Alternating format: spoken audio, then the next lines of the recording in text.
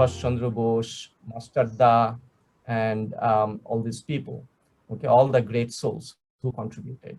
Okay, so today we are starting this program to pay our tribute, to pay our homage to this great revolutionary, great, I think I should say, the freedom fighter, Sri Raj Bihari Bosu. Okay, so he used to be called the revolutionary of the revolutionaries because of three distinguishing, I should say, the skills, the three distinguishing qualities. One is the leadership quality. I mean, very few people in our pantheon of freedom fighters had that kind of leadership skill. And the second one was the organizational skill. The organizational skill which took Azad Hind Fauj to what it was at the time of Netaji Subhash Chandra Bose, in the hands of Netaji Subhash Chandra Bose. And the third one is his razor sharp intellect, okay, and his strong dedication for our motherland. Okay, so with this little bit background, let us get started. We have three very distinguished speakers here. I should say panel of speakers. Number one is Sri Raviranjan Sen, professor and a great historian, followed by Sri Priyadarshi Datta, author and columnist, and number three will be Sri Chandrachud Ghosh. Of course, many of us know him as the co-founder of Project Netaji. And I actually wanted to meet at least one of them, either Sri Anuj Dhar or Sri Chandrachud Ghosh, because of Netaji Azad Hind Fauj, because of my some personal connection to Azad Hind Fauj. Okay, so let's get started. Apnara feel free to speak in Bengali or sometimes going back and forth between Bengali and English if you want, so that we can have a very good and lively discussion also. So I would suggest that pretty much each one of you try to limit yourselves within 15 to 20 minutes, followed by, at the end, we'll have little bit discussion session. Start with our first panelist, Sri Raviranjan Sen. So Ravi Babu, আপনি আপনার বক্তব্যটা একটু রাখুন, আমাদের একটু illuminate করুন শ্রী রাসবিহারী বসুর উপরে। Thank you. বীর বিপ্লবী রাসবিহারী বসুকে শ্রদ্ধা জানিয়ে আমি শুরু করছি, এবং আজকের এই অনুষ্ঠানের যারা আয়োজক, শিশির বাবু, নবেন্দু বাবু, আমার অন্যান্য সহবক্তারা এবং সমস্ত শ্রোতারা, সকলকেও আমি নমস্কার এবং অভিবাদন জানাই। রাসবিহারী বসুর জন্ম মে 25, 1886। তার যে জীবনধারা, কর্মক্রম, সেগুলি আপনারা হয়তো মোটামুটি জানেন। অনেকে এখানে তো বিশেষজ্ঞ আছেন ইতিহাসের, তারা তো সবটাই জানেন যে তিনি কি করেছেন, তার অবদান। সেই জন্য সেগুলির মধ্যে না গিয়ে আমি কয়েকটা উল্লেখযোগ্য যে বিষয়গুলি, তার বিষয় যেগুলি আমি হাইলাইট করতে চাই, সেটা আমি শুধু বলছি, কারণ তারপর আবার তো প্যানেল ডিসকাশন আছে আমরা সবাই বলবার পর। 1911-তে, তার আগে থেকেই তিনি তো বিপ্লবী আন্দোলনের সঙ্গে যুক্ত ছিলেন। তার যে লিনিয়েজ, একদিকে জিতেন্দ্র মোহন চট্টোপাধ্যায়ের দ্বারা লালা হরদয়াল থেকে আসছে। লালা হরদয়াল, তার সেকেন্ড ইন কমান্ড ছিলেন জিতেন্দ্র মোহন চ্যাটার্জি, তার মাধ্যমে তিনি প্রবেশ করেছিলেন বিপ্লবী আন্দোলনের মধ্যে। আরেক দিক থেকে চন্দননগরে আরেকটু পরে, যখন তিনি চন্দননগরের সেখানকার যে সমস্ত বিপ্লবী গোষ্ঠী ছিল তাদের সঙ্গে যখন তিনি যোগাযোগে আসছেন, তখন মতিলাল রায়ের দ্বারা তিনি অত্যন্ত প্রভাবিত ছিলেন, এবং মতিলাল রায়ের মুখ থেকে গীতার ব্যাখ্যা, বিশেষ করে গীতার যে আত্মসমর্পণ এবং নিষ্কাম কর্মের যে তত্ত্ব, সেই তত্ত্ব শুনে তিনি অত্যন্ত প্রভাবিত হয়েছিলেন। এই মতিলাল রায় ছিলেন অরবিন্দের সরাসরি শিষ্য বলতে গেলে। সুতরাং একদিকে যেমন লালা হরদয়ালের প্রভাব তার উপর আছে, সরাসরি না হলেও জিতেন্দ্রমোহন চট্টোপাধ্যায়ের মধ্যস্থতায়। সেরকম আরেকদিকে অরবিন্দ ঘোষ বা পরবর্তীকালে শ্রী অরবিন্দের প্রভাব তার উপর আছে, এবং তার যে কর্মধারা সেখানেও আমরা দেখতে পারবো যে শ্রী অরবিন্দের প্রভাব তার উপর পরবর্তীকালেও কাজ করছে। তো শ্রী অরবিন্দের পর মতিলাল রায়, যিনি ছিলেন শ্রী অরবিন্দের অন্যতম শিষ্য, চন্দননগরের প্রবর্তক সংঘের প্রতিষ্ঠাতা, এবং চন্দননগরকে ঘিরে যে বিপ্লবী গোষ্ঠী, সেই গোষ্ঠীর নেতা, সেই মতিলাল রায়ের মুখে তিনি গীতার ব্যাখ্যা শুনে সেই আত্মসমর্পণ এর যে তত্ত্ব, সেই তত্ত্বে তিনি সম্পূর্ণভাবে প্রবিষ্ট হন।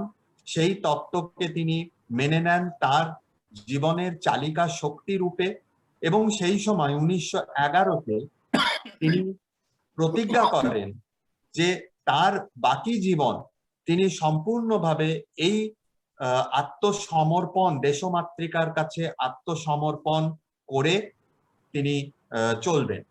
তার পরবর্তী কর্মধারাতেও আমরা দেখতে পাই যে সম্পূর্ণভাবে তিনি ঈশ্বরে বিশ্বাসী ছিলেন, এবং তার সমস্ত কর্মের মধ্যে যখনই একটা কোনো সেটব্যাক আসছে, অনেকবার সেটব্যাকস এসছে, তার যে প্রয়াস ছিল 1915-র যে সারা দেশ জুড়ে বিপ্লব ঘটানোর যে একটা ব্যাপক পরিকল্পনা ছিল, সেই পরিকল্পনা ভেস্তে গিয়েছিল অনেকগুলি কারণে। সেই পরিকল্পনার মধ্যে বিশ্বাসঘাতকরা একজন পাঞ্জাবে কৃপাল সিং ছিলেন, মেরাটে যে বিপ্লব হবার কথা ছিল সেখানে একজন আফগান জমাদার, তিনি বিশ্বাসঘাতকতা করেছিলেন।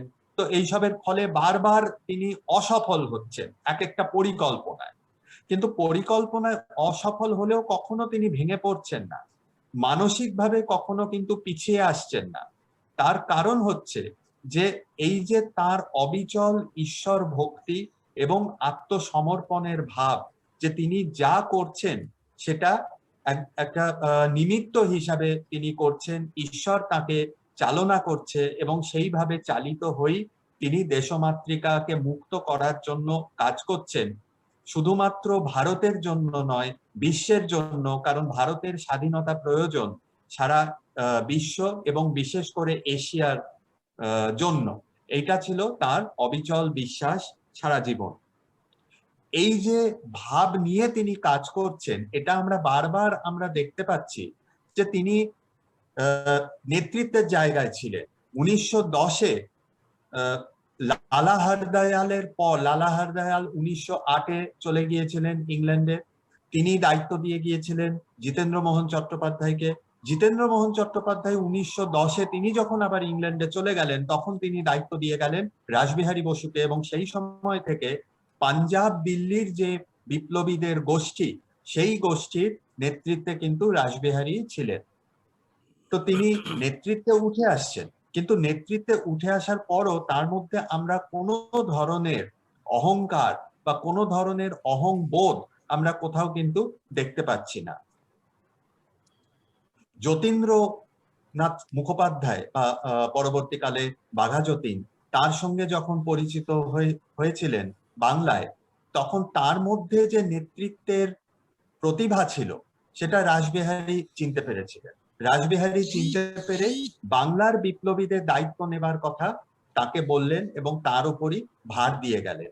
একটা খুব ইন্টারেস্টিং তথ্য আপনারা জানেন কিনা আমি জানি না, 1915-র যে আপরাইজিং সারা দেশ জুড়ে হবার কথা ছিল, যেটাকে তারা পরিকল্পনা করেছিলেন যে সেকেন্ড ওয়ার অফ ইন্ডিপেন্ডেন্স হিসাবে, 1857টা ফার্স্ট ওয়ার এবং তারপরে সেকেন্ড ওয়ার অফ ইন্ডিপেন্ডেন্স হিসাবে, সেই 1915-র যে পরিকল্পিত বিদ্রোহ, সেই পরিকল্পনা দানা বেঁধেছিল দক্ষিণেশ্বর মন্দিরের যে পঞ্চবটী আছে, আমরা সকলেই জানি, সেই পঞ্চবটিতে গাছের সেই পঞ্চবটী বৃক্ষের তলায় সেইখানে বসে যতীন্দ্রনাথ মুখোপাধ্যায়, রাসবিহারী বসু এবং অমরেন্দ্রনাথ চট্টোপাধ্যায়, তারা তিনজনে মিলে 1913-তে তারা ছক কষেছিলেন যে 1915-তে এই ধরনের একটা ব্রিটিশ ইন্ডিয়ান আর্মিকে সাবভার্ট করে সারা দেশ জুড়ে একটা আপরাইজিং তারা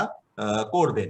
আবার এই আত্মসমর্পণের ভাব আমরা দেখতে পাচ্ছি যখন তার একদম শেষ সময় 43-এ যখন তিনি তার তৈরি করা সংগঠন ইন্ডিয়ান ইন্ডিপেন্ডেন্স লীগ, যেটা তিনি 1924-এ প্রতিষ্ঠা করেছিলেন জাপানে, সেইটার দায়িত্ব এবং আইএন এর দায়িত্ব তিনি সম্পূর্ণভাবে সঁপে দিলেন নেতাজি সুভাষচন্দ্র বসুর হাতে। এইরকম হয়তো দৃষ্টান্ত বিরল, যেখানে একজন নেতা যিনি সেই সময় পর্যন্ত সর্বে সর্বা ইন্ডিয়ান ইন্ডিপেন্ডেন্স লীগের কাউন্সিল অফ অ্যাকশনের প্রেসিডেন্ট, তিনি নিজে সরে যাচ্ছেন পর্দার আড়ালে এবং তিনি আরেকজনকে সম্পূর্ণ হ্যান্ড ওভার করে দিচ্ছেন এবং তাকে তিনি বলছেন সিঙ্গাপুরে একটা বিরাট জনসভাতে জুলাই 4 তারিখে তিনি নেতাজির হাতে তুলে দিলেন এবং যে শব্দ তিনি সেখানে ব্যবহার করেছিলেন তার ভাষণে, সেটা হচ্ছে India's best is represented in him. এই কথা বলে তিনি নেতাজি সুভাষের হাতে তুলে দিয়েছিলেন আইআইএল এবং আইএনএ।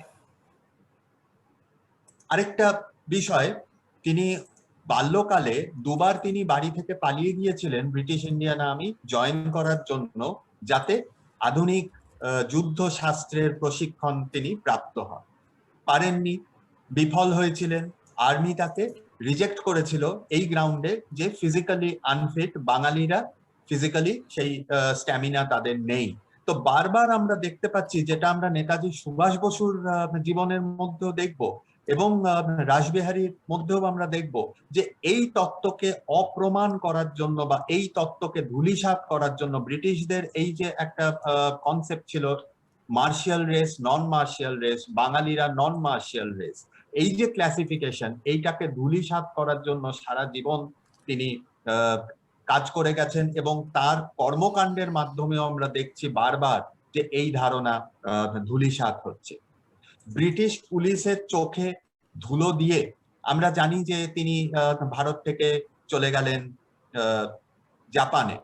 তার আগেও 1915 পর্যন্ত যে প্রায় 8 বছর মতন তিনি অ্যাক্টিভলি বিপ্লবী কর্মকাণ্ডের সঙ্গে যুক্ত ছিলেন, অসংখ্যবার পুলিশের চোখে ধুলো দিয়ে বিভিন্ন ছদ্মবেশ ধারণ করে তিনি পলায়ন করতে পেরেছিলেন সঠিক সময়।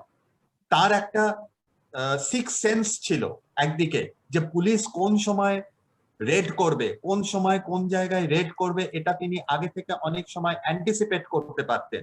আমরা বারবার দেখছি যে ঠিক রেডের আগে তিনি সেই বাড়ি খালি করে দিচ্ছেন।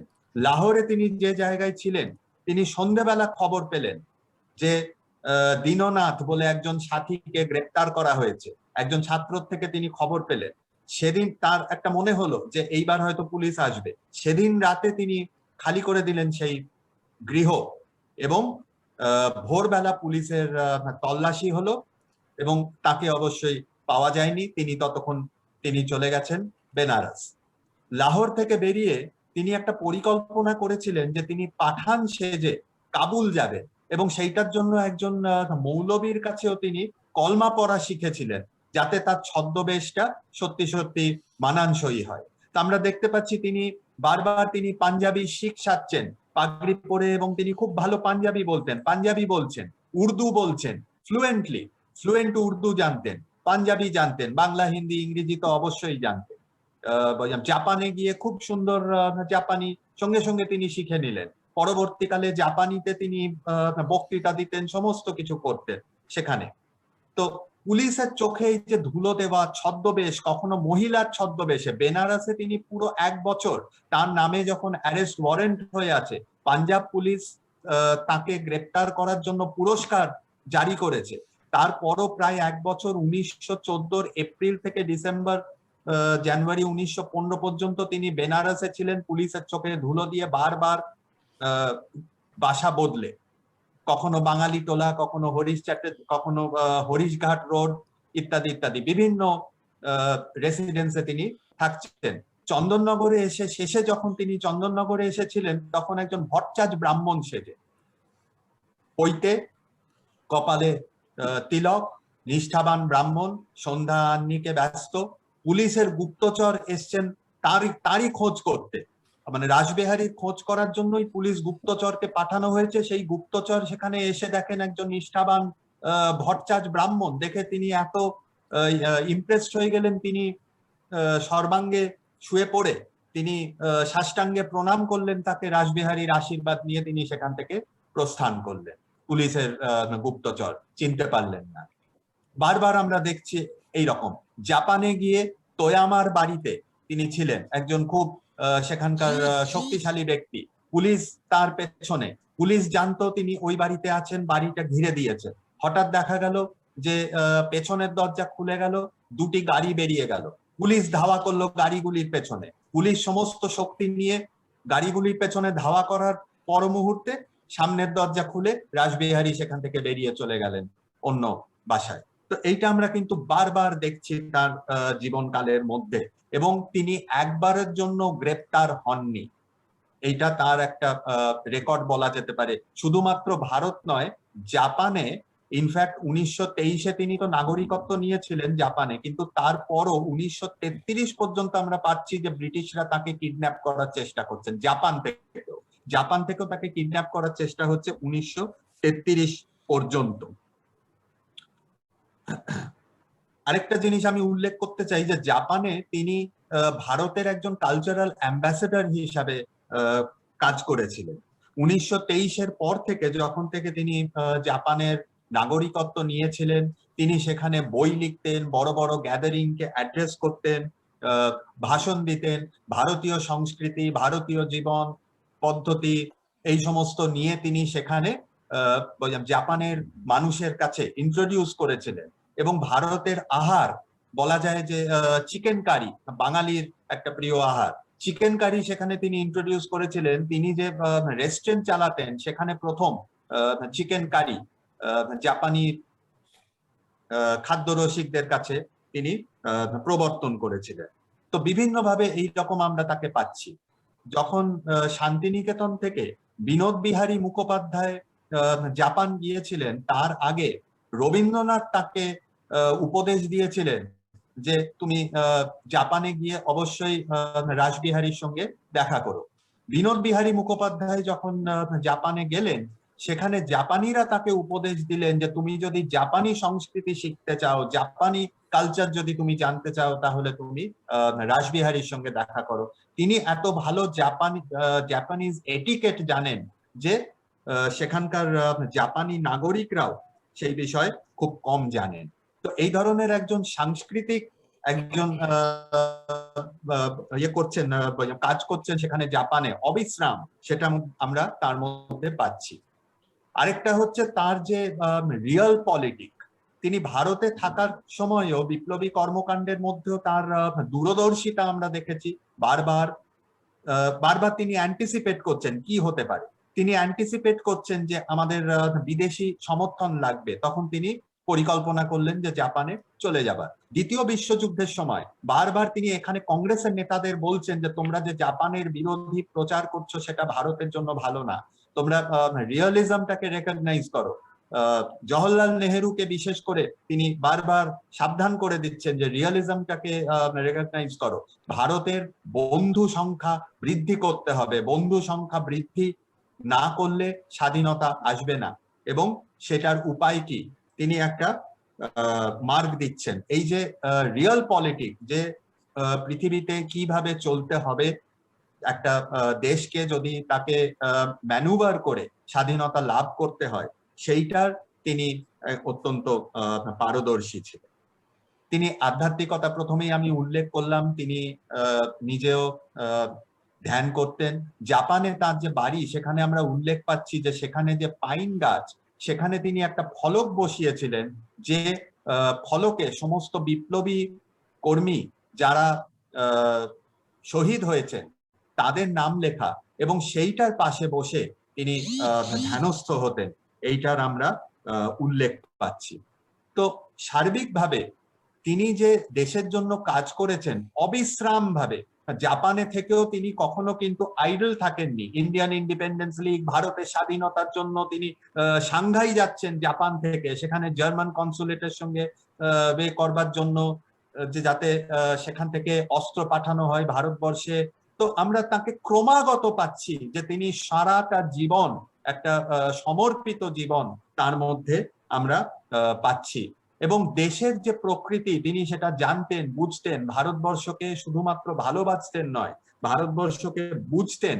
এবং সেই কারণে তার সেই দূরদর্শিতা এবং রিয়েল পলিটিক্স তার মধ্যে আমরা লক্ষ্য করতে পারছি, যেটা তার মধ্যে ছিল। বাঘা যতীনের মধ্যে আমরা পাচ্ছি সেই আধ্যাত্মিকতা, ভারতবর্ষকে জানা, ভারতবর্ষের সংস্কৃতিকে জানা। কিন্তু সর্বশেষে আমি শুধু এইটুকু বলবো যে এটা আমাদের অত্যন্ত দুর্ভাগ্য যে এই জেনারেশন যারা ছিলেন রাসবিহারীর মতন, বাঘা যতীনের মতন, স্বাধীনতার সময় তাদের আমরা পেলাম না। তার আগেই তিনি তো মারা গেছেন। বাঘা যতীন আমরা জানি 1915-তেই আত্মত্যাগ করে বলিদান এর মাধ্যমে। তো এইভাবে এই যে একটা প্রজন্ম ছিল, তারা নিজেদের শেষ করে দিয়েছেন, তারা নিজেদের উজাড় করে দিয়েছেন। স্বাধীনতার পর আমরা যাদের পেলাম, হয়তো সেইভাবে তারা যে দেশকে জানা, ভারতবর্ষের সংস্কৃতি কি সেইটার মধ্যে যে ইমার্সড হওয়া, প্রবিষ্ট হওয়া, সেইটা হয়তো তাদের মধ্যে একটু অভাব রয়ে গিয়েছিল। তো সেইটাই আমাদের দুর্ভাগ্য যে আমরা স্বাধীন হলাম বটে, এনাদেরই প্রয়াসে আমরা স্বাধীন হলাম, কিন্তু স্বাধীনতার পর নেতৃত্ব দেবার জন্য তার মতন ব্যক্তিকে আমরা পেলাম না। অরবিন্দ ঘোষ, বাঘা যতীন, রাসবিহারী, নেতাজি সুভাষ, তাদের মতন ব্যক্তিদের স্বাধীনতার পর আমরা পেলাম না দেশকে নেতৃত্ব দেবার জন্য, এগিয়ে নিয়ে যাওয়ার জন্য। এই বলেই আপাতত আমি শেষ করছি। ধন্যবাদ। অনেক ধন্যবাদ। আমি অনেক কিছু জানতে পারলাম এবং আমি শিওর অন্যরা অনেক কিছু জানতে পারলেন। ওনার এই আধ্যাত্মিক সাইডটা, সেটা আমার অতটা জানা ছিল না আর কি। যাই হোক, আমরা প্যানেল ডিসকাশনের শেষে হয়তো আবার একটু রিভিজিট করব এই জিনিসগুলো। তো আমরা এখন চলে যাই আমাদের নেক্সট স্পিকার প্রিয়দর্শী বাবুর দিকে। প্রযুক্তিগত কারণে বারবার বিচ্ছিন্ন হয়ে যাচ্ছিলাম, তো আমি হয়তো কিছুটা অংশ শুনতে পাইনি। কারা এখন রবিরঞ্জন বাবু বলেছেন, চন্দ্রচূড় বাবু কি বলেছেন?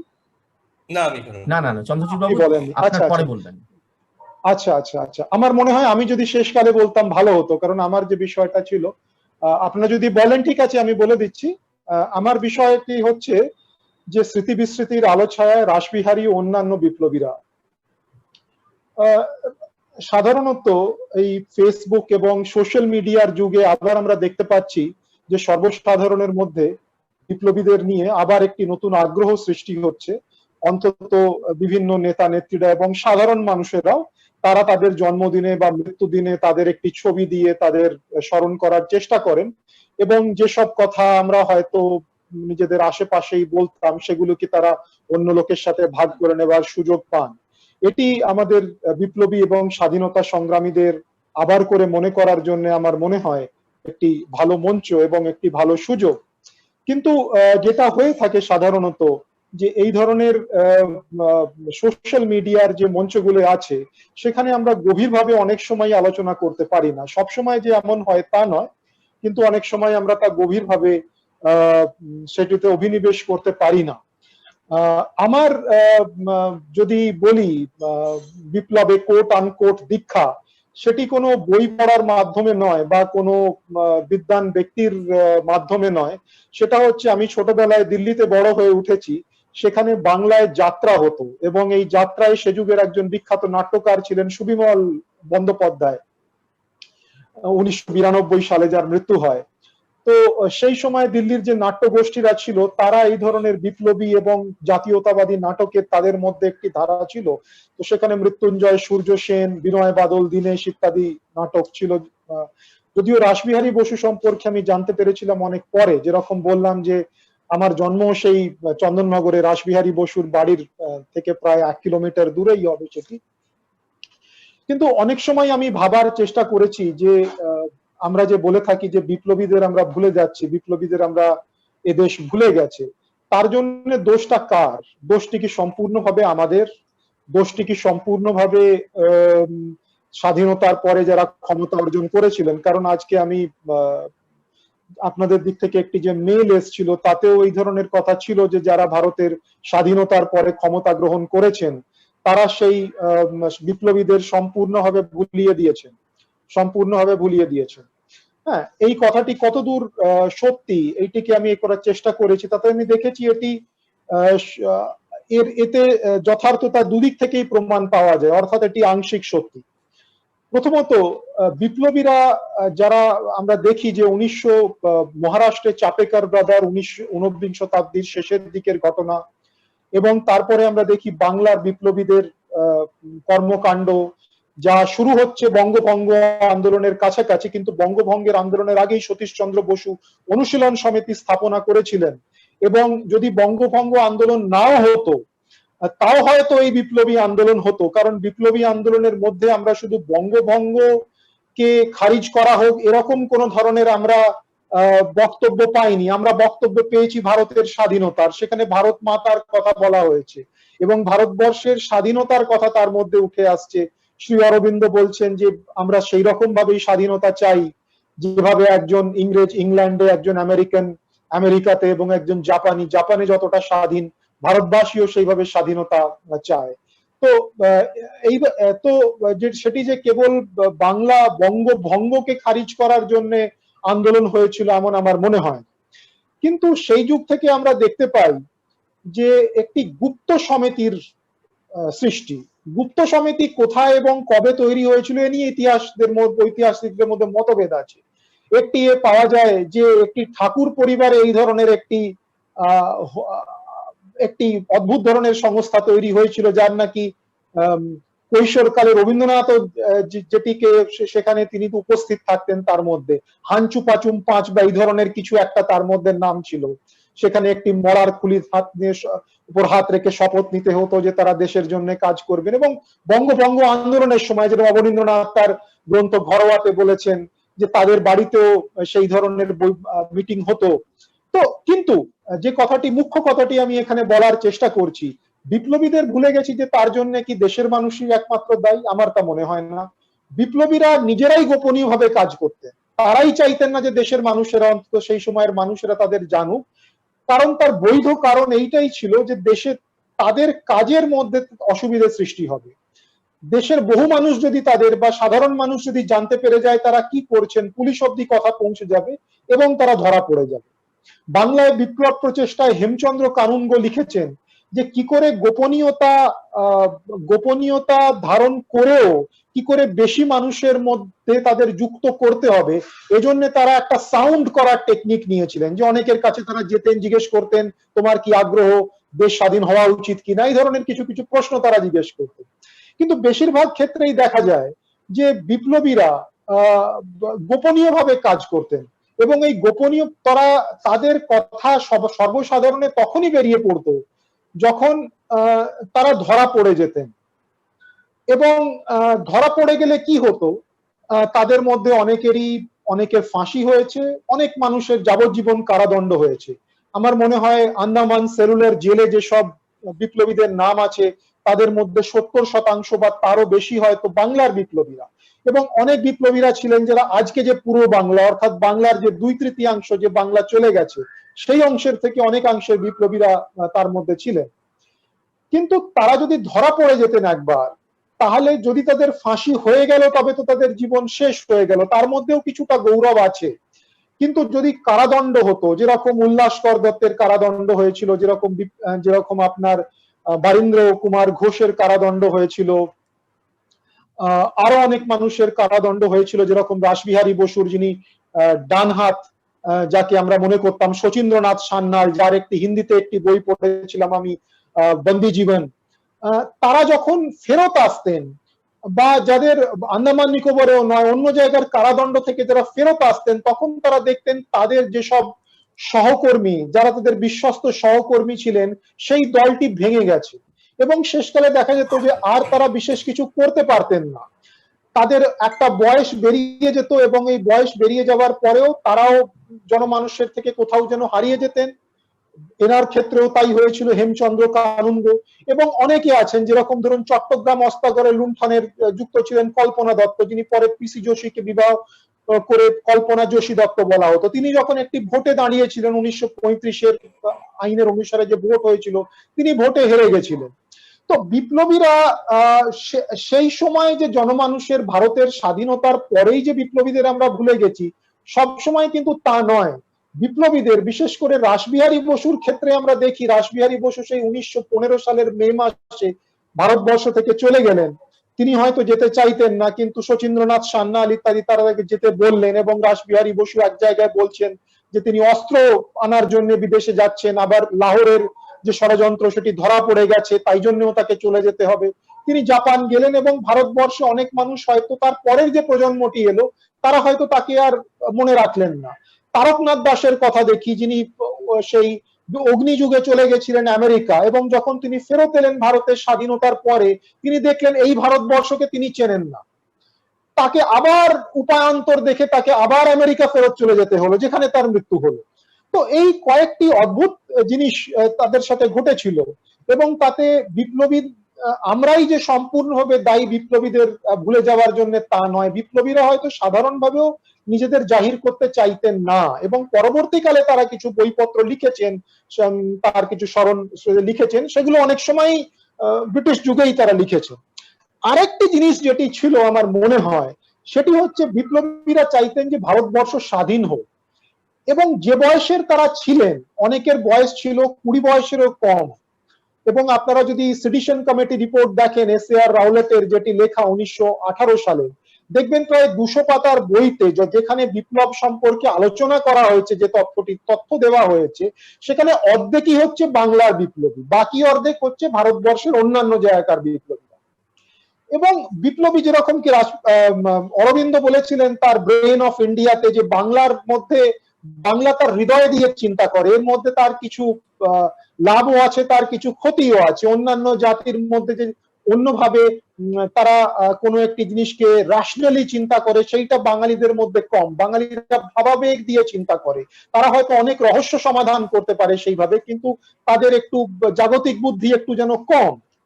তো স্বাধীনতা সংগ্রামের পরে ভারতবর্ষে, ভারতের দেখুন, ভারতের স্বাধীনতাকে শুধু ইংরেজদের থেকে স্বাধীনতা বলে দেখলে আমার মনে হয় সেটি তাকে লঘু করা হবে। ভারতের স্বাধীনতার একটি সমানান্তর ধারা চলছিল, যে ভারতবর্ষে গণতন্ত্র প্রতিষ্ঠা কি করে হবে, অর্থাৎ ভারতবর্ষের যে আজকে যুক্তরাষ্ট্রীয় বা পার্লামেন্টারি ডেমোক্রেসির যে কাঠামো, এইগুলো কিন্তু তথাকথিত এই যে বিপ্লবী আন্দোলন যেগুলো বলি বা স্বাধীনতা আন্দোলন বলি, তারও অনেক আগে এগুলি হয়েছিল। এবং তার জন্য বেঙ্গল রেনেসাঁর সময় থেকে আমরা দেখি যে সেই সময় থেকে মানুষেরা এই নিয়ে চিন্তা করছিলেন। রামমোহন রায় আমরা দেখি যে 1832 সালে তিনি যখন ইংল্যান্ডে আপনার গ্রেট রিফর্ম অ্যাক্ট বা representation of people act 1832 pass হচ্ছে, যার ভারতের সঙ্গে কোনো যোগাযোগ নেই, কিন্তু তিনি সেখানে বসে সেইটি শুনছেন। এবং ভারতবর্ষ তখন স্বাধীন হচ্ছে 1950 এবং 1951-তে আমরা সেই আমাদের যে নির্বাচন পদ্ধতি, যে ইউনিভার্সাল অ্যাডাল্ট ফ্র্যাঞ্চাইজের অন্তর্গত নির্বাচন পদ্ধতি, তার জন্য আমরা যে দুটি আইন গ্রহণ করছি, সেইগুলোর নামও কাকতালীয় হবে representation of people act 1950 and 1951।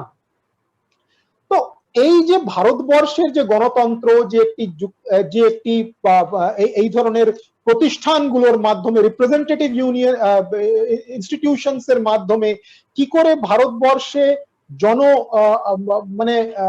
যে চিন্তা ভাবনা সেটি গড়ে উঠবে, পাবলিক ওপিনিয়ন কি করে গড়ে উঠবে, তার জন্য একটি সমগ্র আলাদা রকম আন্দোলন চলেছিল, যার বিরাট বড় প্রতিভূ ছিলেন বাংলাতে রাষ্ট্রগুরু সুরেন্দ্রনাথ ব্যানার্জি।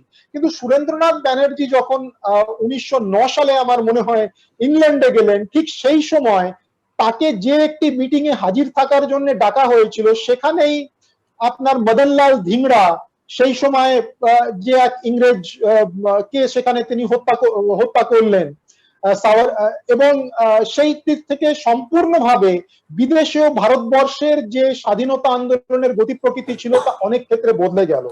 রাসবিহারী বসু এবং যতীন্দ্রনাথ মুখোপাধ্যায় যার কথা হলো, এদের যদি আমরা দেখি, এরা হচ্ছেন প্রথম ধাপ, অর্থাৎ যেটি আপনার ক্ষুদিরাম বসু, উল্লাসকর দত্ত, প্রফুল্ল চাকি, এরা যখন চলে গেলেন, দ্বিতীয় ধাপে আমরা দেখছি রাসবিহারী বসু এবং যতীন্দ্রনাথ মুখোপাধ্যায় আসছেন। যতীন্দ্রনাথ মুখোপাধ্যায়ের মৃত্যু হয়ে যাচ্ছে, রাসবিহারী বসু 1945 অব্দি রয়েছে। কিন্তু এখানে রাসবিহারী বসু চলে যাচ্ছেন ভারতবর্ষ থেকে আবার, হ্যাঁ।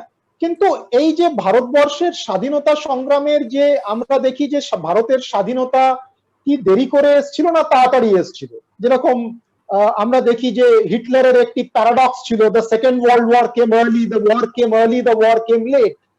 সেই রকম ভাবে আমরা যদি দেখি ভারতবর্ষের স্বাধীনতা একদিক থেকে দেখতে গেলে 30 বছর দেরি করে এসেছিল, কারণ 1915 সালে রাসবিহারী বসুর 21শে ফেব্রুয়ারি 1915 যে অভ্যুত্থান যদি সফল হয়ে যেত, ভারতবর্ষ একটা ঝটকায় স্বাধীন হয়ে যেত।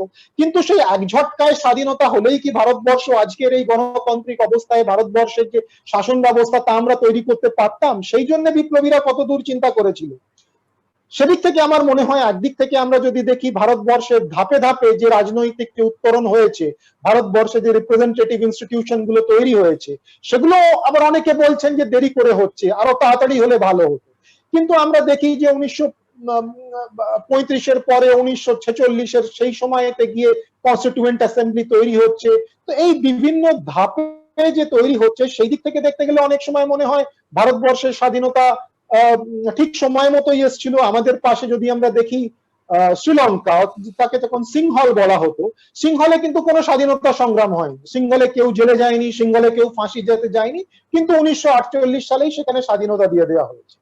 কিন্তু সেখানে এই যে স্বাধীনতার জন্য যে দেশপ্রেম গড়ে ওঠেনি, তার জন্য আমরা দেখছি সেখানে একটি সিভিল ওয়ার হচ্ছে। তো আমার মনে হয় স্বাধীনতা মানে বিপ্লবীদের ভূমিকা এই ছিল যে বিপ্লবীরা বলেছিলেন যে দেশপ্রেম শুধুমাত্র একটি সময় কাটানোর জিনিস নয়, তাদের সময় কাটানোর জিনিস নয়, দেশপ্রেম হচ্ছে জীবন ও মৃত্যুর বিষয়। দেশপ্রেমের জন্য জীবন দেওয়াও যেতে পারে, জীবন নেওয়াও দেওয়া যেতে পারে, এবং এইটা তারা করেছিলেন। তো এই যে ভাবাবেগ, এইটি মনে হয় বিপ্লবীদের, আমার পক্ষে মনে হয় এটি সব থেকে বড় অবদান। কিন্তু কোথাও তাদের ভুলে যাওয়ার নেপথ্যে যে জিনিসটি রয়েছে সেটা হচ্ছে যে তারা জন আন্দোলনের সঙ্গে তো গড়েননি, তারা তো নিজেকে যুক্ত করেননি, তারা সবসময় জনতার থেকে আলাদা হয়ে বিচ্ছিন্নভাবে গুপ্তভাবে কাজ করার চেষ্টা করছে। এইটা আমরা দেখতে পাচ্ছি কোথাও গিয়ে আইএনএ বা রাসবিহারী বসু এবং সুভাষচন্দ্র বসু যখন আইএনএ এবং আজাদ হিন্দ আন্দোলন স্থাপন করছেন, তখন সেই সময় 1930-এর দশকে আপনার শর্ট ব্যান্ড, যেটাকে বলে শর্ট ওয়েভ রেডিও এসছে, এবং রাসবিহারী বসু প্রথম এবং তারপরেই সুভাষচন্দ্র বসু জার্মানি থেকে, রাসবিহারী বসু জাপান থেকে, তারা ভারতীয়দের উদ্দেশ্যে প্রথম বেতারে বার্তা প্রচার করছে। অর্থাৎ প্রথমবার বিপ্লব এবং প্রচার দুটো জিনিস যেন একসঙ্গে কাজ করছে। অন্য সময় আমরা দেখি যে বিপ্লবীরা প্রচার বিমুখ, যতক্ষণ না তারা ধরা পড়ে যান তারা চান না যে তাদের কাজে প্রচার হোক। এইখানে আমরা দেখতে পাচ্ছি যে বিপ্লব এবং প্রচারের জন্য আজাদ হিন্দ ফৌজে আলাদা একটি শাখা তৈরি হচ্ছে। যখন সেটি ছিল না, অর্থাৎ যখন নেতাজি জার্মানিতে ছিলেন, তখনও তিনি একটি সেখানে শাখা গড়ে তুলছেন, সেখানে তিনি সেন্ট্রাল ফ্রি ইন্ডিয়া সেন্টার গড়ে তুলছেন, আজাদ হিন্দ রেডিও গড়ে তুলছেন। অর্থাৎ সেখানে প্রচারের ওপর অতটাই জোর দেওয়া হচ্ছে, যেটা কিন্তু বিপ্লবীরা করেননি। তো এখানে বিপ্লবীদের আমরা ভুলে যাবার, আমরা দেখি যে ভুলে যে গেছি, তার একটি কারণ আমি এটা বুঝতে পারছি। কিন্তু আমি আমার শেষ অংশে এখানে আসছি, তার এখানে আমার মনে হয় কিন্তু যে দেশে যারা স্বাধীনতা আমাদের আসার পরে, স্বাধীনতার পরে যারা ক্ষমতায় এলেন, যারা যে আমাদের যে নেতৃত্ব ছিলেন, নিশ্চয়ই তাদের মধ্যে অনেকে জেলে গিয়েছিলেন, অনেকে 15 বছর, 13 বছর, 14 বছর, অনেকে জেলে গিয়েছিলেন। জিন্নাহ সেই দিকে যদি আমরা তুলনা করি, তিনি মুসলিম লীগের কেউ 8 ঘন্টার জন্য জেলে যায়নি, অথচ তারা পাকিস্তান পেয়ে গেছিলেন। কিন্তু আমাদের সব নেতাই প্রায় জেলে গিয়েছিলেন। তো তাদেরও যতটা তাদেরও সংগ্রাম, তাদেরও যে তারা যে সাফারিং, সেটাকে আমি ছোট করে দেখছি না। কিন্তু কয়েকটি ঘটনা আছে যেগুলো আপনাদের সব বলতে চাই। একটি ঘটনা হচ্ছে 1958 সালের খুব সম্ভবত 13 এবং 14 ডিসেম্বর দিল্লিতে একটি অল ইন্ডিয়া রিভলিউশনারি কনফারেন্স হয়েছিল। অর্থাৎ যারা প্রাক্তন স্বাধীনতা বিপ্লবী ছিলেন তাদের একটি সর্বভারতীয় একটি কনফারেন্স দিল্লিতে হয়েছিল, এবং এর যে অধ্যক্ষতা করেছিলেন, সেখানে যিনি সভাপতি ছিলেন তিনি ছিলেন স্বামী বিবেকানন্দের ভাই ভূপেন্দ্রনাথ দত্ত। এবং সেখানে বাংলায় স্বাধীনতা আন্দোলনের অন্যতম নির্মাতা এবং শ্রী অরবিন্দের অনুজ বারীন্দ্র কুমার ঘোষ উপস্থিত ছিলেন। কিন্তু কি হলো সেই মিটিংয়ে? এখানের যে কনস্টিটিউশন ক্লাব আছে সেখানে একটি মানে সরকারের দিক থেকে তাদের একটি চায়ের বন্দোবস্ত করা হয়েছিল। কিন্তু সেখানে যখন বিপ্লবীরা দাবি করলেন যে দেখুন আজ যে জেলে আপনারা জানেন যে রাসবিহারী বসু যখন 1912 সালের দিল্লিতে তিনি যখন বোমা নিক্ষেপ করেছিলেন, সেখানে যে 4 জন বিপ্লবীর ফাঁসি হয়েছিল, অর্থাৎ মাস্টার আমির চাঁদ, ভাই অবোধ বিহারী, ভাই বালমুকুন্দ এবং বসন্ত কুমার বিশ্বাস, সেইখানে আরেকজনের আমার নাম মনে পড়ছে না, যার বহুদিন জেল হয়েছিল, সেই ভদ্রলোকও সেই মিটিং এ উপস্থিত ছিলেন। এবং তারা বললেন যে এখানে একটি স্মারক তৈরি হওয়া উচিত ওই জেলটির মধ্যে। কিন্তু সরকার থেকে জানানো হলো, দেখুন এটি তো মৌলানা আজাদ মেডিকেল কলেজ তৈরি হয়ে যাবে, তো আমাদের পক্ষে এই ধরনের একটি স্মারক তৈরি করা হবে না। যদিও আমি পরবর্তীকালে শুনেছি, আমি যদিও সেই এখানে থাকা সত্ত্বেও আমি সেই কলেজটির ভেতরে যাইনি, যে পরবর্তীকালে ছোটখাটো একটি স্মারক তৈরি হয়েছিল যেখানে ফাঁসির মঞ্চটি ছিল। এবং আমাদের ভূতপূর্ব দিল্লির যিনি প্রাক্তন মুখ্যমন্ত্রী ছিলেন শীলা দীক্ষিত, তার কিছু কিছু আমি সংবাদপত্রে দেখেছি, তিনি সেখানে গিয়ে কিছু পুষ্পহার সেখানে চড়াতেন। এবং সেই যুগে আমি দেখেছি দিল্লির কিছু কিছু সরকারি সর্বোদয় স্কুলের নামও মাস্টার আমির চাঁদ, বসন্ত কুমার বিশ্বাস ইত্যাদির নামে রাখা হয়েছিল।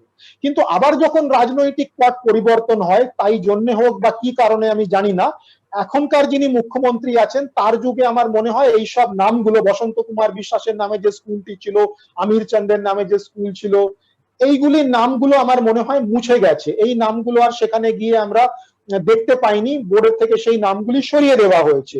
এইটির মূল তথ্যটি কি আমার মনে হয় এটি খুঁজে বার করতে হবে। আর একটা ঘটনা আপনাদের জানাতে চাই, যে এইটি যখন হলো না, সেখানে প্রস্তুত ছিলেন, সেই সভাতে প্রস্তুত এসছিলেন মনীন্দ্রনাথ নায়েক।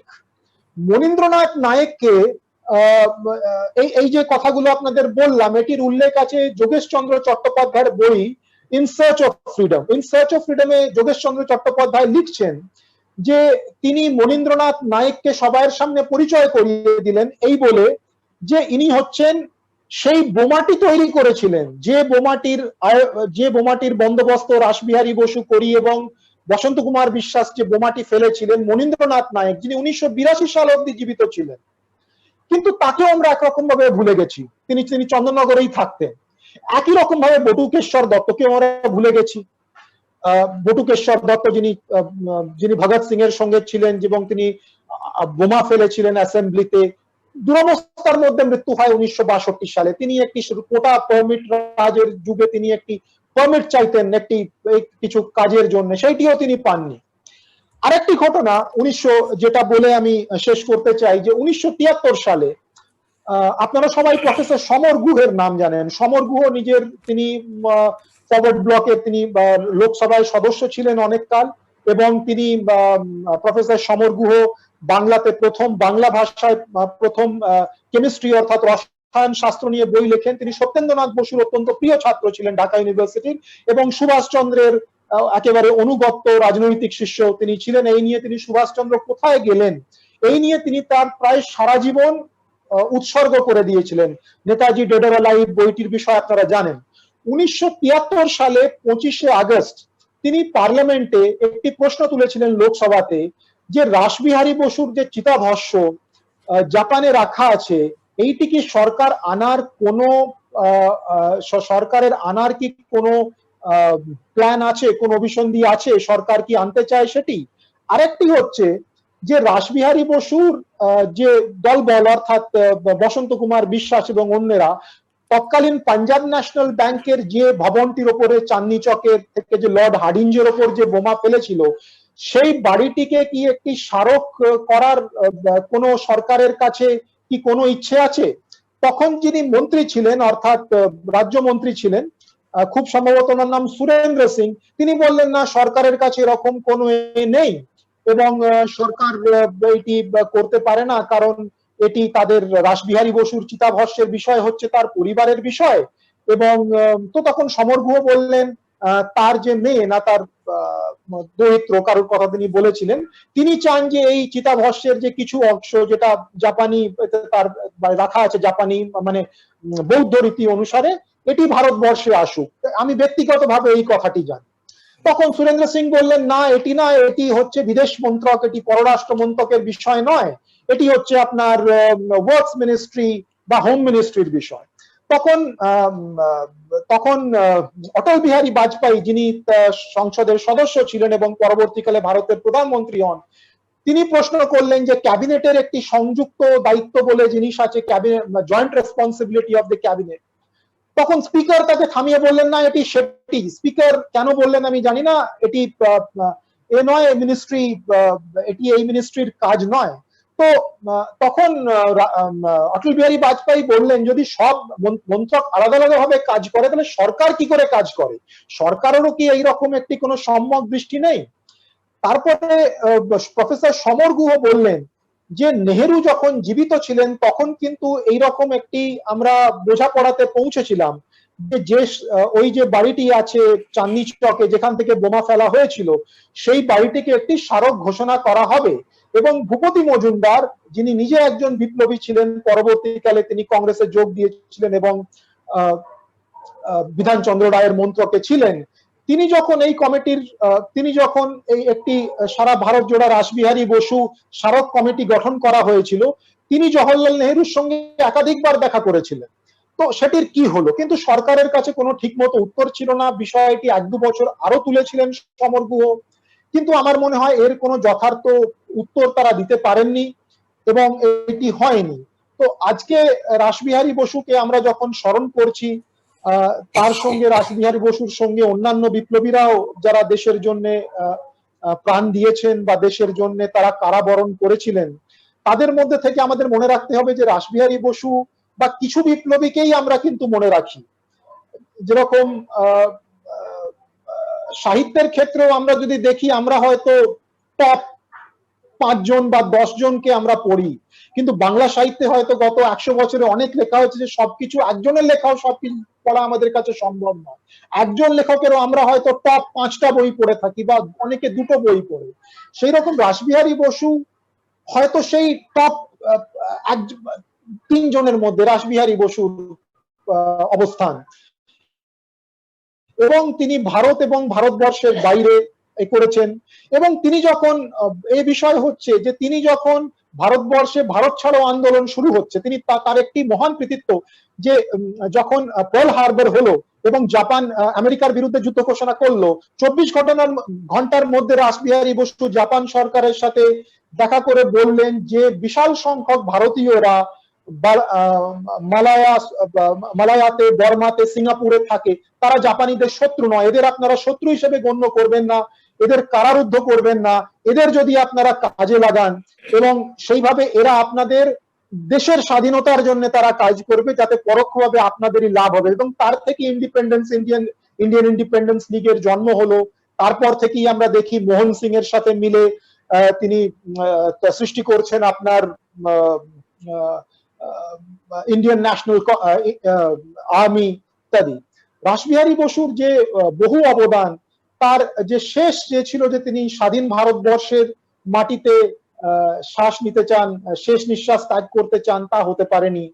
কিন্তু তিনি সেই দূর থেকেও তিনি করেছিলেন, রেডিওর মাধ্যমে তিনি ঘোষণা করতেন এবং রেডিওর মাধ্যমে সেগুলি হয়তো সুভাষচন্দ্র বসুর বক্তৃতার মতো এত প্রসিদ্ধ হয়নি, কিন্তু তিনি আমার মনে হয় সুভাষচন্দ্র বসুর সমকালীন একেবারে। সুভাষচন্দ্র বসু যখন জার্মানি থেকে প্রচার করছেন আজাদ হিন্দ রেডিওর ওপরে, যে তিনিও কিন্তু এখান থেকে জাপানিজ রেডিও থেকে তিনি ভারতবাসীদের উদ্দেশ্যে যেই ভারত ছাড়ো আন্দোলন শুরু হলো, তিনি বলছেন যে আমাদের নেতৃত্ববর্গ তাদের কারারুদ্ধ করা হয়েছে, এই সময় দেশের মানুষ এগিয়ে আসুক, দেশের মানুষ স্বাধীনতা অর্জন করতে হবে তাদের জন্য। রাসবিহারী বসু 1915 সালে একটা খুব ভালো কথা বলেছিলেন যে আমাদের যে আন্দোলন বিফল হয়ে গেল তা এই জন্যই যে আমরা কিছু সৈনিকদের উপরে বিশ্বাস করেছিলাম, কিন্তু আজ দেশের সব মানুষের কাছে যদি অস্ত্র হতো আমরা ব্যর্থ হতাম না। দেশের সব মানুষের কাছে অস্ত্র থাকুক না থাকুক, তিনি বুঝেছিলেন যে দেশের স্বাধীনতা দেশের বাইরে থেকে প্যারাট্রুপিং করে আনা যেতে পারে না। তার জন্য দেশের মধ্যে যে কংগ্রেস, তিনি কিন্তু কোনোদিন কংগ্রেসে ছিলেন না। সুভাষচন্দ্র বসু তাও 20 বছর কংগ্রেসে ছিলেন, কিন্তু রাসবিহারী বসু কোনোদিন ছিলেন না। তার যুগে কংগ্রেস স্বাধীনতার কথা বলতো না, তখন গান্ধীও আসেননি। কিন্তু এখানে দাঁড়িয়ে তিনি বলছেন যে কংগ্রেস এবং বিপ্লবী তাদের একসঙ্গে মিলে কাজ করতে হবে। আমার মনে হয় সেটা অনেক বেশি যৌক্তিক তিনি যে কথাটি বলেছিলেন, কিন্তু দুর্ভাগ্যবশরে সেইভাবে স্বাধীনতা এলো না। স্বাধীনতা যদিও এলো, সে বিষয়ে আমার মনে হয় চন্দ্রচূড় বাবু আরো আমার থেকে ভালো এই কথাটি বলতে পারেন। আমার মনে হয় আমি একটু বেশি সময় নিয়ে নিয়েছি।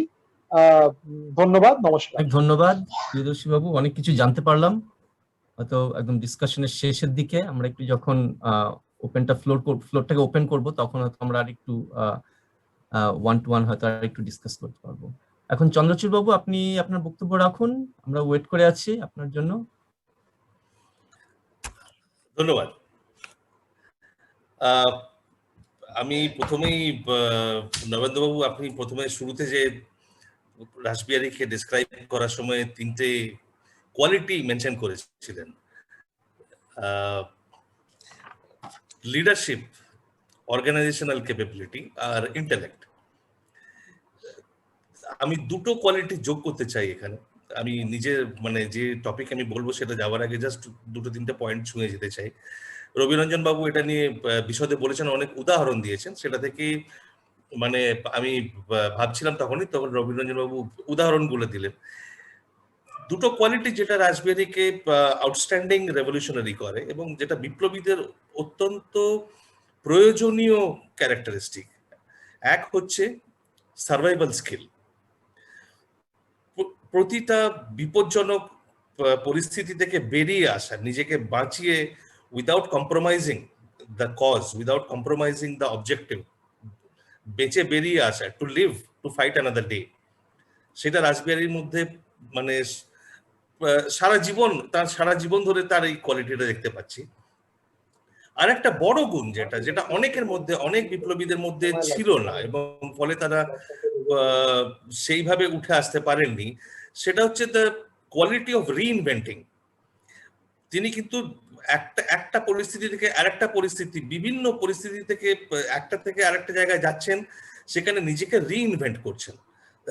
শুধু মানে যে জায়গায় আটকে গেলেন, কোথাও একটা ফেলিয়ার হলো সেখানে আটকে গেলেন তা নয়, সেখান থেকে সঙ্গে সঙ্গে চলে যাচ্ছেন অন্য একটা কর্মক্ষেত্রে, অন্য একটা পরিস্থিতি তৈরি করছেন এবং নতুন নতুন ভাবে প্ল্যান করে, নতুন অ্যাকশন প্ল্যান তৈরি করে, নতুন একটা পার্সপেক্টিভ নিয়ে আসে।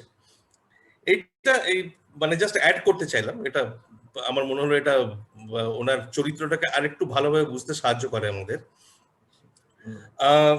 প্রিয়দর্শী বাবু যে কথাগুলো বললেন খুব ইন্টারেস্টিং এবং আমার মনে হয় মানে সেখানে বিতর্কের প্রচুর অবকাশ রয়েছে। তো একটা জিনিস আমি ছুঁয়ে যেতে চাই, সেটা যে ভুলে যাওয়ার ব্যাপারটা, যে বিপ্লবীদের আমরা যে ভুলে গেছি, সেটা দায়টা কি শুধু আমাদের দেশের? উনি বললেন দায়টা অনেকাংশে বিপ্লবীদের নিজেদেরও, এবং আমি কিছুটা একমত যে বিপ্লবীদের নিজেদের দায় রয়েছে, কিন্তু সেটা শুধু তাদের মোডাস অপারেন্টের উপরে দায়িত্বটা আমি ফেলবো না, সেটা আমি তাদের সেটুকু আমি শুধু সেই অংশটুকু ব্লেম করব না। বিপ্লবীরা ধরা পড়লেন, তাদের বিচার হলো, এগুলো কিন্তু খুব পাবলিকলি হতো। ফলে এগুলো যেটা আলিপুর মামলার ক্ষেত্রে আমরা যেটা দেখেছি, সেটা কিন্তু লোককে জাগরিত করার জন্য যথেষ্ট। তখন অরবিন্দর বিচার হচ্ছে, বারিন ঘোষের বিচার হচ্ছে এবং যুগান্তরের মামলা চলছে, সেটা কিন্তু একটা বিশাল বড় মামলা ছিল, এটা ছোটখাটো জিনিস ছিল না এবং সেটা বহু সময় ধরে চলেছে।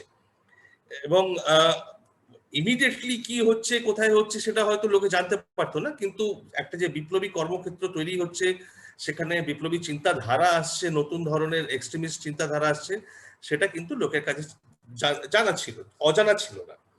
কিন্তু আমাদের দেশে যেটা আমরা বারবার ইগনোর করে যাই, যে ব্রিটিশ সাম্রাজ্য যেটা ছিল, ব্রিটিশ রাজত্ব যেটা ছিল এত বছরে, সেটা কিন্তু শুধু ব্রিটিশদের দ্বারা চালিত হতো না, সেখানে প্রতিটা কাজই কিন্তু ভারতীয়দের দ্বারা হতো।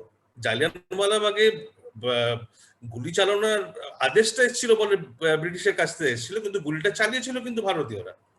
এবং ভারত স্বাধীন হওয়ার পরে যারা গুলি চালিয়েছিল তাদের কিন্তু ভারত সরকার পেনশন দিয়ে এসেছে। যে 1915 সালের যে বিশাল প্ল্যানটা ভেস্তে যায়, রাসবিহারীর 1915 সালের 21শে ফেব্রুয়ারি প্ল্যান ভেস্তে যায়, সেখানে পুলিশের যে গুপ্তচর ছিল, যে গিয়ে অথরিটিসকে ইনফর্ম করে সে কিন্তু ছিল একজন ভারতীয়, সে কিন্তু ব্রিটিশ ছিল না। ফলে এই যে কোলাবোরেটর, এটা নিয়ে আমাদের দেশে কিন্তু চর্চা হয়নি। এই যে পুরো এম্পায়ার যেটা টিকে ছিল কোলাবোরেটরদের উপরে কাঁধে ভর করে, সেই কোলাবোরেট, এটা অন্য কোনো দেশ হলে কিন্তু হয়তো ইতিহাসটা একটু অন্যভাবে চর্চা করা হতো। যখন ট্রান্সফার অফ পাওয়ার হয়েছে, এদের সম্বন্ধে যাবতীয় ফাইল টাইল যা ছিল সব পুড়িয়ে দেওয়া হয়েছে, বেশিরভাগ কেন প্রায় সবই পুড়িয়ে দেওয়া হয়েছে। মানে এটা আপনারা জানেন কিনা জানি না, 1946-এ লালকেল্লায় এই ধরনের ফাইল নিয়ে আসা হতো এবং জড়ো করে পোড়ানো হতো, এবং তার দায়িত্বে যিনি ছিলেন তার ডেজিগনেশন বলা হতো চিফ বার্নিং অফিসার। তো যাই হোক, সেটা একটু ডাইগ্রেস করলাম আমি এটা, কিন্তু ভুলে যাওয়ার ক্ষেত্রে ওই পয়েন্টটাতে আমি ফিরে আসতে চাইছি যে এই ভুলে যাওয়ার কথাটা কিন্তু হওয়ার কথা ছিল না, কেননা ওই সময়কার যারা বিপ্লবী ছিলেন তারা পরবর্তীকালে অনেকেই বেঁচে ছিলেন স্বাধীনতা পরবর্তীকালে, এবং তারা মেইন স্ট্রিম কংগ্রেসেও চলে যান। কিছু লোক মানে তাদের বিপ্লবী যে স্পিরিট, রেভলিউশনারি স্পিরিট, সেটা হয়তো হারিয়ে ফেলেন বা তাদের উৎসাহ একেবারেই চলে যায়।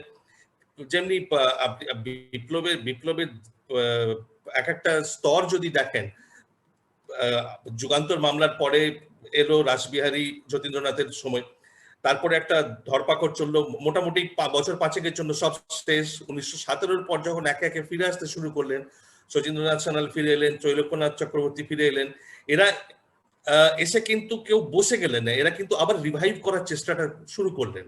ধীরে ধীরে আমরা আসি মাস্টারদা সূর্য সেনের চট্টগ্রাম অস্ত্রাগার লুণ্ঠনের ক্ষেত্রে। ফলে বিপ্লবী যে অ্যাক্টিভিটি ছিল সেগুলো কিন্তু চলতে থাকলো। এদের মধ্যে যেমনি ভূপতি মজুমদারের কথা বললেন প্রিয়দর্শী বাবু, আমি আরেকজনের কথা বলবো যিনি বাঘা বিপ্লবী ছিলেন। যখন সুভাষচন্দ্র জয়েন করছেন, সদ্য কংগ্রেস জয়েন করছেন, সুরেন্দ্র মোহন ঘোষ ঢাকা অনুশীলন সমিতির বাঘা বিপ্লবী। সেই সুরেন্দ্র মোহন ঘোষ একদম মানে গান্ধীবাদের কাছে আত্মসমর্পণ করলেন 1939-40-এর সময়, এবং পরবর্তীকালে 1960-এর সময় দেখছি তিনি নেহরুকে চিঠি লিখছেন।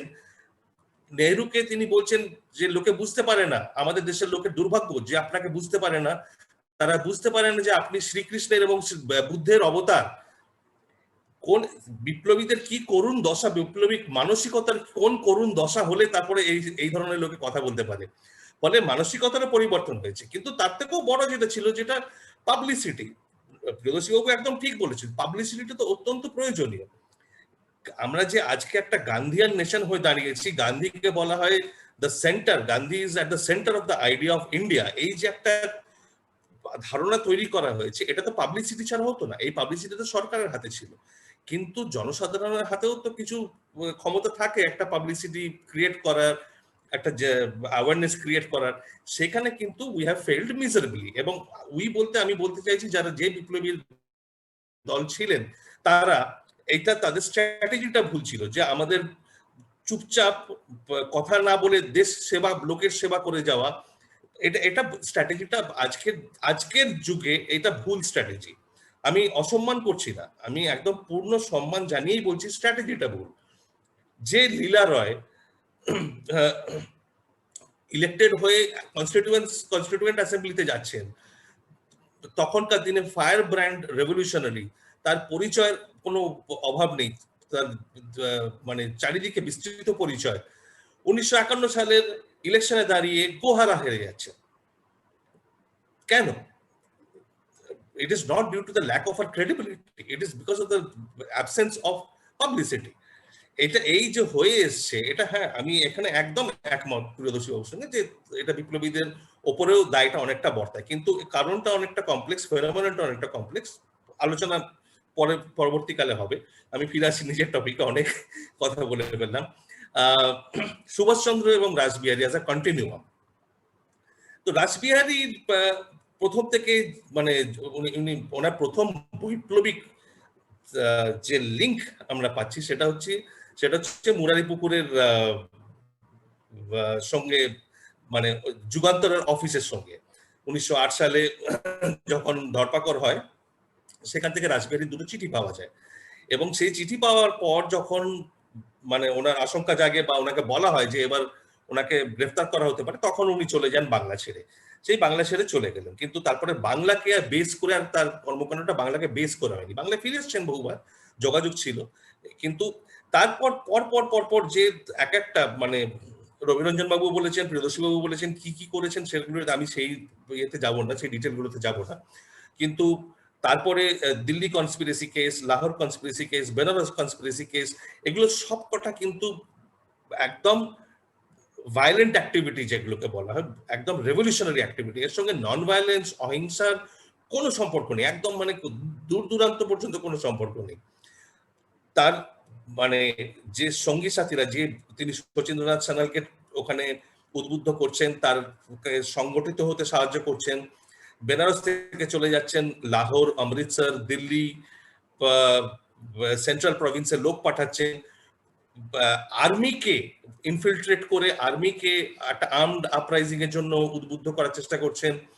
এইগুলো, এই যে ভায়োলেন্ট অ্যাক্টিভিটি, এগুলো এইটা চলতে থাকে, এই চিন্তাধারাটা কিন্তু উনি সারা জীবন বজায় রেখেছিলেন, এটা কখনো ছাড়েননি।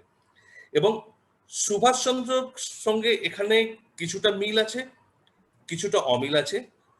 অমিল বলবো না, আমি বলবো সুভাষচন্দ্রের রাজনৈতিক পরিপক্কতাটা হয়তো যুগের সঙ্গে, তিনি পরবর্তী যুগে এসেছেন, তার সঙ্গে তার যে রিয়েলাইজেশন, যে ম্যাচুরিটি, সেটা আরেকটু বেশি। কারণ সুভাষচন্দ্র কোনোদিনই অহিংস, নন ভায়োলেন্ট ছিলেন না। As a strategy, as a tactics উনি ওটাকে গ্রহণ করেছিলেন। যে কংগ্রেসের পলিসি ছিল অ্যাজ আ ট্যাকটিক্স, বাংলার বিপ্লবীরা যেরকম গ্রহণ করেছিলেন, সুভাষচন্দ্র তাই করেছিলেন। কিন্তু সুভাষচন্দ্র এটুকু বুঝতেন যে শুধু রেভলিউশনারি ভায়োলেন্স দিয়ে স্বাধীনতা হয়তো আসবে না, এবং এলেও সেটাকে নিয়ে পরবর্তীকালে স্বাধীনতাকে নিয়ে করব কি, তার জন্য একটা মাস অর্গানাইজেশন দরকার। এবং সুভাষচন্দ্রের পুরো রাজনৈতিক জীবনটা কিন্তু বিভিন্ন ক্ষেত্রে এই যে মাস মোবিলাইজেশন এবং একটা অর্গানাইজেশন গড়ে তোলা, সেটা পরিষ্কার। 1928 থেকে আমরা দেখছি, উনি যখন কলকাতা কংগ্রেস হচ্ছে, সেখানে ভলেন্টিয়ার কোর তৈরি করেছেন, যাকে গান্ধীজি দেখে বলছেন পার্ক সার্কাস, তামাশা হচ্ছে এটা। সেই ভলেন্টিয়ার কোর থেকে কিন্তু সবচেয়ে বিভীষিকাময় বৈপ্লবিক দল তৈরি হলো বাংলায়, বেঙ্গল ভলেন্টিয়ার্স। সেই বেঙ্গল ভলেন্টিয়ার্স পরে ভেঙে গেল, স্প্লিন্টার গ্রুপ তৈরি হলো, অনুশীলনের সঙ্গে, যুগান্তরের সঙ্গে খটাখটি হলো, মানে বিপ্লবী দলগুলোর সঙ্গে তো একে অপরের সঙ্গে মতানৈক্য প্রচুর ছিল। শ্রী সংঘের মতো দল তৈরি হলো। তো এই কিন্তু যতই দলাদলি যতই থাকুক, সুভাষচন্দ্রের একটা প্রচেষ্টা আমরা বরাবর দেখতে পাচ্ছি, যে তিনি একটা অর্গানাইজেশন তৈরি করার চেষ্টা করছেন, যেটা যে by any means freedom, independence নিয়ে আসবে, এবং সেটাকে ধরে রেখে কনস্ট্রাকটিভ অ্যাক্টিভিটি তারপরে যেটা দরকার সেটাকে এগিয়ে নিয়ে যেতে পারবে। কিন্তু এই আবার আমি বলি, প্রিয়দর্শী বাবুর সঙ্গে আমি এখানে একমত যে বিপ্লবী দল, তাদের মধ্যে বেশিরভাগেরই কিন্তু পরবর্তী স্বাধীনতা পরবর্তী কি পরিকল্পনা, সেটা কিন্তু পরিষ্কার নয়। অন্তত আমি কোথাও খুঁজে পাইনি যে কোনো বিপ্লবী বা কোনো বিপ্লবী দল বা এটাকে আর্টিকুলেট করেছেন ক্লিয়ারলি যে আমরা স্বাধীনতা নিয়ে আসব। যেমনি যতীন্দ্রনাথ, জার্মান কনস্পিরেসি, যতীন্দ্রনাথের দ্বারা সুভাষচন্দ্র অত্যন্ত অনুপ্রাণিত ছিলেন, কিন্তু যতীন্দ্রনাথের যখন আমরা জার্মান কনস্পিরেসি দেখছি, এটা পার্সোনাল ব্রেভারি, অর্গানাইজেশনাল স্কিল খুব মানে একদম দ্য হাইয়েস্ট লেভেল। কিন্তু সেই যে জার্মান প্লট যদি সাকসেসফুল হয়ে যায়, জার্মানি থেকে অস্ত্র যদি চলে আসে, উত্থান যদি হয়ে যায়, বিপ্লবটা যদি হয়ে যায়, তারপর কি? সেই উত্তরটা কিন্তু কারোর কাছে নেই, কোথাও আমরা পাইনি। এখানে আমি ছোট্ট করে একটা অনেক পরবর্তীকালের লিঙ্ক টেনে নিয়ে আসি, সেটা গুমনামি বাবা ভগবানজি গল্প থেকে, যেটা উনি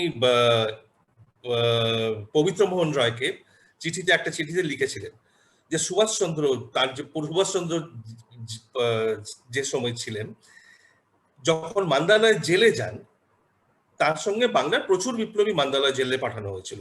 তাদের মধ্যে একজন ছিলেন ত্রৈলোক্যনাথ চক্রবর্তী, যাকে মহারাজ বলা হতো। ত্রৈলোক্যনাথ চক্রবর্তীও কিন্তু আন্দামানে তাকে পাঠানো হয়েছিল, তিনি ফিরে এসে কিন্তু সারা জীবন কাজ করেছেন, তিনি চুপচাপ বসে যাননি। সেই ত্রৈলোক্যনাথ চক্রবর্তীকে সুভাষচন্দ্র ইনসিস্ট করেন যে মহারাজকে তার সঙ্গে রাখতে হবে, তার পাশে থাকতে হবে। এবং যতদিন ত্রৈলোক্যনাথ মান্দালয়ে ছিলেন ততদিন তিনি সুভাষচন্দ্রের সঙ্গে ছিলেন। কেন সেইটা কিন্তু কেউ বলেনি।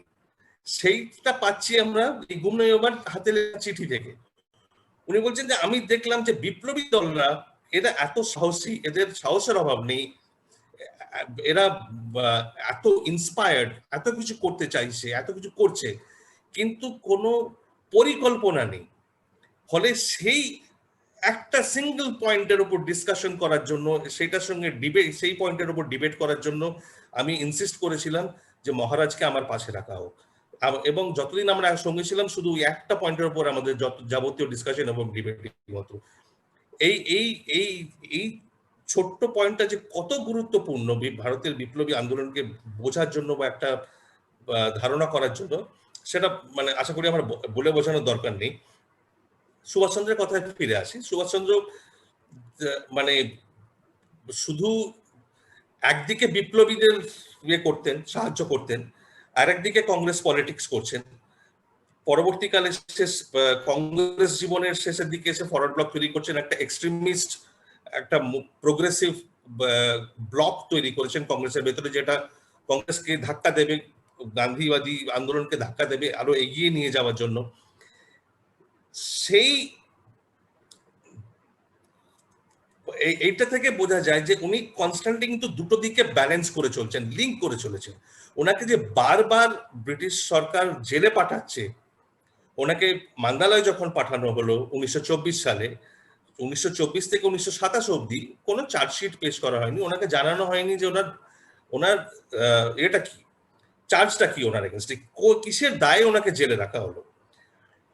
যখন 1932-এ অ্যারেস্ট করা হলো, আবার 32-এ অ্যারেস্ট করে বাইরে পাঠিয়ে দেওয়া হলো, এক্সাইলে পাঠিয়ে দেওয়া হলো 33 সালে, তখনও কিন্তু ওনাকে বলা হয়নি যে ওনার চার্জটা কি ওনার এগেইনস্টে।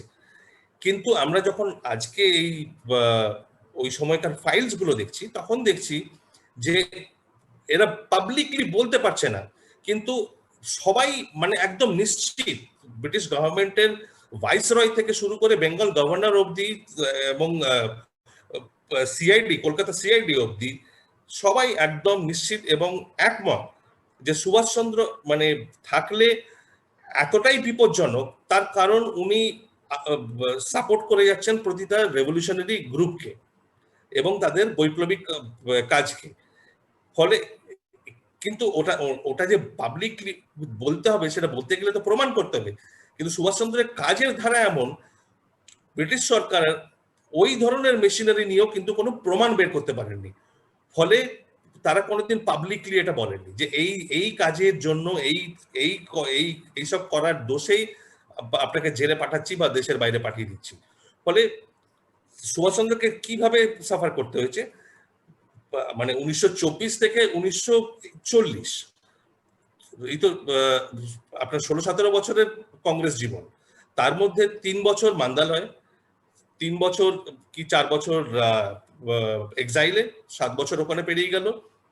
এবার দেশের ভেতরে আরো যে 9বার জেলে গেছেন, তার আরো বছর দেড়েক ধরে নিন, মানে 8 থেকে 9 বছর, এই 17 বছরের রাজনৈতিক জীবনে 8 থেকে 9 বছর জেলের ভেতরে বা দেশের বাইরে।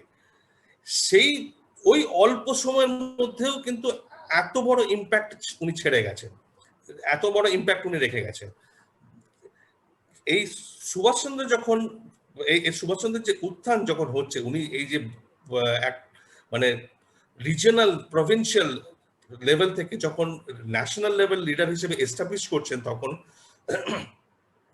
1930s, আর্লি 1930s থেকে কিন্তু রাসবিহারী সুভাষচন্দ্রকে নিয়ে জাপানিজ নিউজ পেপারে লিখছেন এবং he put his bet on Subhash. উনি কিন্তু তখন গান্ধী এবং নেহেরুর ওপরেও সুভাষকে তখন থেকেই জায়গা দিচ্ছেন যে this is the man for India's future, we should spot him, the Japanese government should keep a watch on him. এবং আমরা সেটা জাপানিজ গভর্নমেন্টের তরফ থেকেও দেখছি যে 1938, 39, 40 ওই সময় নানা রকমের ট্রেড লেভেলে বলুন বা ডিপ্লোম্যাটিক লেভেলে বলুন, সুভাষচন্দ্রের সঙ্গে কিন্তু গোপনে সম্পর্ক স্থাপন হয়ে যাচ্ছে জাপানের সঙ্গে। এবং সেই সম্পর্কের জন্যই পরবর্তীকালে সুভাষচন্দ্র চলে যাওয়ার পরে শরৎ বসুকে গ্রেপ্তার করে জেলে ঢোকানো হলো। এই যখন একটা খুব ইন্টারেস্টিং চিঠি রাসবিহারী সুভাষচন্দ্রকে লেখেন 1938-এ, সুভাষচন্দ্র কংগ্রেসের রাষ্ট্রপতি হওয়ার পরে। আমি একটু পড়ে শোনাবো, এটা পড়ে শোনাতে হবে, মানে অতটা বড় লম্বা চিঠি আমার মনে করে মেমোরাইজ করে বলা সম্ভব নয়, কিন্তু কিছু কিছু পার্ট আমি জাস্ট পড়ে শোনাতে চাই, যেটা মানে খুব স্ট্রাইকিং। আজকের দিনে বসে যখন আমরা পিছনে তাকিয়ে দেখছি,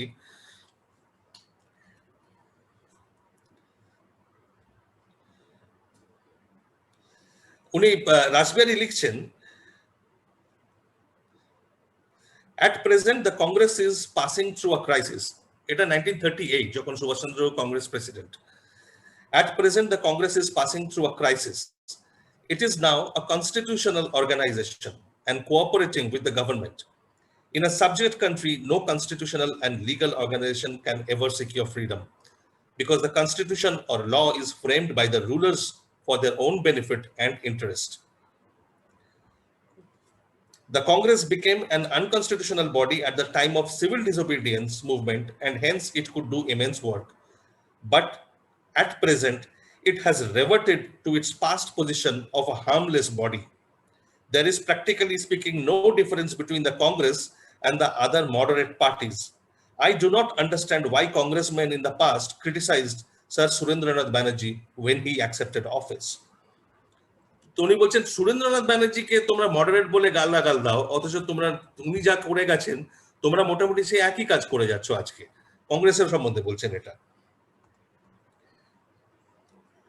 What is now wanted for the Congress to lead the country correctly is to have a revolutionary mentality.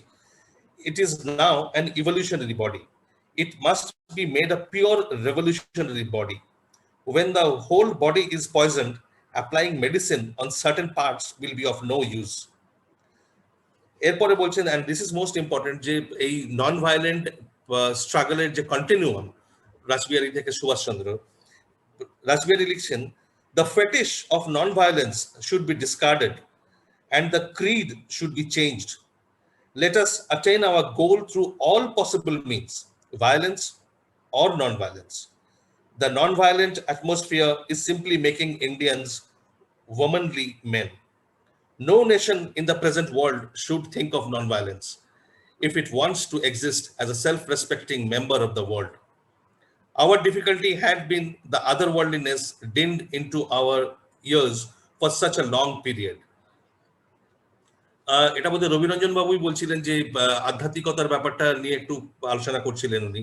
এখানে কিন্তু রাসবিহারী বলছেন যে আমাদের সমস্যাই হলো যে আমরা ভালো মানুষ হয়ে পরকালের ব্যাপারে বেশি চিন্তা করতে ভালোবাসি। সেটা সেই মানসিকতাটাকে ত্যাগ করে আজকে কিন্তু আমাদের অস্ত্র ওঠাতে হবে। আজকে হাতে অস্ত্র তুলে নেওয়ার সময় এসে গেছে। The Congress should devote attention to only one point, that is military preparedness. Might is still the right. এই হলো রাসবিহারীর উপদেশ সুভাষচন্দ্রকে 1938 সালে। এই চিঠি সুভাষচন্দ্রের হাতে পৌঁছয়নি। সুভাষচন্দ্র কোনদিন জানতেও পারেননি যে রাসবিহারী ওনাকে এই চিঠিটা লিখেছিলেন। এটা পরবর্তীকালে ব্রিটিশ ফাইল থেকে বেরোয়। তো সুভাষচন্দ্র এরপরে যখন জার্মানিতে যান, জার্মানিতে গিয়ে কাজকর্ম মানে এগোচ্ছে, কিছুটা এগোতে পেরেছেন, কিন্তু উনি বুঝতে পারছেন পরিষ্কার যে জার্মানিতে বসে থাকলে হবে না। The theater has really moved to Southeast Asia, এবং সেখানে ওনাকে যেতে হবে। তখন যোগাযোগ হচ্ছে প্রথমবারের মতো রাসবিহারীর সঙ্গে 1942 সালে। 1942 সালে এই রাসবিহারীর সঙ্গে সুভাষের টেলিফোনে কথা হয়, প্রথম যোগাযোগ। এবং সেখানে সুভাষ ওনাকে তার কথা হওয়ার পরে একটা চিঠি লেখেন। আমি কয়েকটা লাইন পড়ে শোনাবো। গান্ধীবাদী নন ভায়োলেন্স এটা নিয়ে, এবং গান্ধী এবং নেহেরু সম্বন্ধে সুভাষ খুব পরিষ্কারভাবে রাসবিহারীকে কিছু খোলা কথা বলেন, কেননা তারপরে তখন কুইট ইন্ডিয়া মুভমেন্ট শুরু হয়েছে এবং সেটাকে গান্ধীয়ান মুভমেন্ট হিসেবে দেখে রাসবিহারী হয়তো একটু আপ্লুত হয়ে পড়েছিলেন, ইমোশনাল হয়ে পড়েছিলেন এবং গান্ধীকে সাপোর্ট করার কথা বলছিলেন। সেখানে সুভাষ ওনাকে প্র্যাকটিক্যাল পলিটিক্সটা বোঝান এই চিঠিতে। Regarding Mahatma Gandhi, I am sorry to say I cannot agree with you. Gandhi's epoch in India's history has come to an end in 1939. He has imparted political consciousness to the Indian masses, and he built up an all-India political organization. But he stands pledged to non-violence and passive resistance. With such methods, you can never expel the British from India, and can never win independence. Therefore, Gandhi, while talking of independence, always keeps the door open for compromise with the British. Since Gandhi wants a compromise with England, he will never become pro-Axis. Only those who are prepared for a complete break with England can adopt a pro-Axis policy. The correct strategy for India now is alliance with all powers hostile to Britain, launching of a revolution now in India when the British power is collapsing, seeking such military aid from outside as is necessary.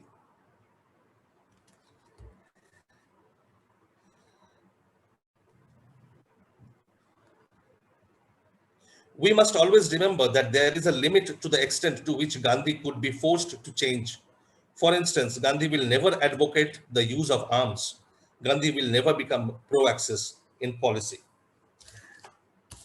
তো সেই জন্য সুভাষ রাসবিহারীকে বলেন যে there is no need to, he used this word, there is no need to lionize Gandhi. তাতে হিতে বিপরীত হবে। As a matter of political tactic, as a matter of political strategy, if you want to say a few good words for him occasionally, that is fine. কিন্তু don't lionize Gandhi. তাহলে যে রাস্তা গান্ধীজি নিয়েছেন, adopt করেছেন, সেই রাস্তাতে ওনাকে আরো ওনার পজিশনটাকে শক্ত করা হবে তাহলে। But hour way is different from him. তো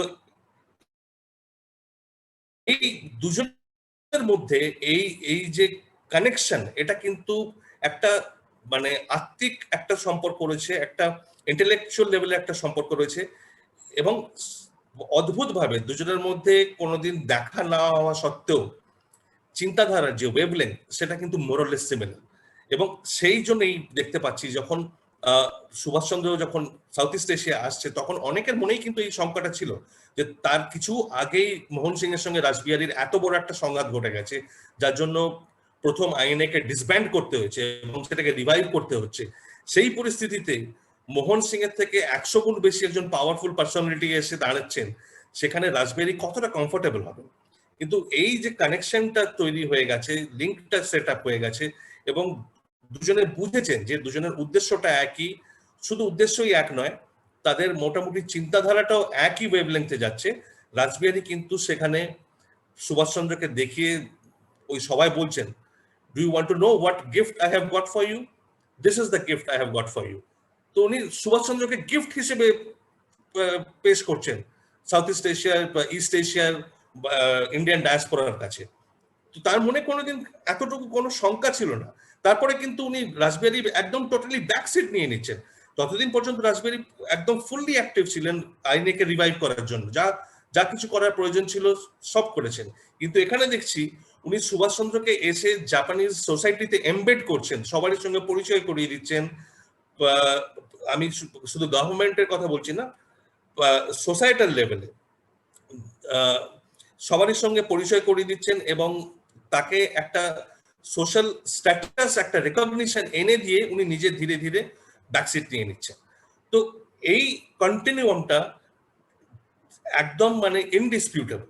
এটা একটা অদ্ভুত ব্যাপার এবং this is something that we should cherish. কিন্তু বড় কথা সবকিছু বলার পরেও ঘুরে ফিরে ওটাই আসে, যেটা প্রিয়দর্শী বাবু যে কথাটা বললেন, যে আমরা তো ভুলে যাচ্ছি, কেমন করে নিয়ে আসবো। আমরা তো একটাই কথা বলি, যতদিন এই একটা সিউডো ইম্পোজড গান্ধীইজম যতদিন আমাদের পলিসি থাকবে, গভর্নমেন্ট পলিসি থাকবে, অফিসিয়াল পলিসি থাকবে, ততদিন কিন্তু যত বড় পার্সোনালিটির কথাই বলুন, they will be sidelined, they will remain on the sidelines. মাঝে মাঝে তাদের উদ্দেশ্য করে একটা দুটো ভালো কথা বলা হবে, but they will never become mainstream, and that is what we would like to change. ধন্যবাদ চন্দ্রচূড় বাবু, খুব ভালো শুনলাম আমরা আপনাদের তিনজনের কাছ থেকেই। এখন আমার মনে হয় first of all I mean we should give thanks to all three of you. Thank you. আমি জানি না আমাদের টাইম ফ্রেমটা কিরকম, কিন্তু আমরা একটু ডিসকাস করতে চাই। আমার মনে হয়